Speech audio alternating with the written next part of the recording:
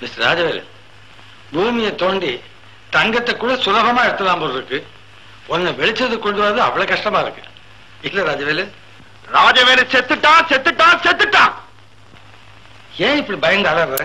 ஏதோ அடையாளம் தெரியாத ஒரு பிரேதத்தின் மேல உன் சட்டையை போட்டுட்டா ராஜவேலு செத்துட்டதாக இந்த உலகம் நம்பும்னு நீ நம்புற இல்லையா? நீ யா பழைய கதையை ஏன் இப்ப பரட்டுற?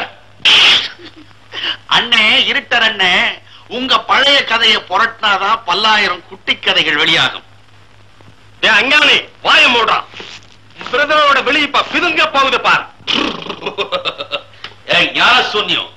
பிதுங்கிறதோ பதுங்கிறதோ என் பிரதனுடைய ஜாதகத்திலேயே கிடையாது. வீண் பேச்சு வேண்டாம். பிரதர் பெரும்புள்ளியே சொல்லிடுச்சு, சீக்கிரமா இருங்க, மூஞ்சில கரும்புள்ளி செம்புள்ளி குத்தி கழுத மேல ஊர்வலம் விடுங்க.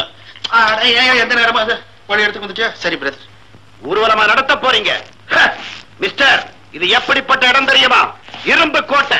இதுக்கு நான் தான் ராஜா. இங்க நுழைஞ்ச யாரும் தப்ப முடியாது. ஐயோ பாவம், அடிப்படை இல்லாத பட்டமும் அஸ்திவாரம் இல்லாத கட்டிடமும் அதிக நாள் நிலைக்காது. கூடி சீக்கிரத்துல உன்னை அனுப்ப வேண்டிய இடத்துக்கு இந்த நாடு அனுப்பி வச்சிடும். நாடா நாடு? பெரிய அதிசயமான நாடு. உன்னை போல துறைகளை எல்லாம் சுமந்துகிட்டு இருக்க, இது அதிசயமான நாடுதான். ஏன் கேள்வி செய்ய மாட்டேன்? உருமாத மனுஷனை போல சிந்திச்சு பாரு. நமது நாட்டின் சுதந்திரத்தையும் முன்னேற்றத்தையும் அழிக்க ஏதோ சில அந்நிய சக்திகள் ஆசைப்பட்டா அதுக்கு இந்த நாட்டிலே பிறந்த நீயும் கூட்டமும் துணை போடுறா?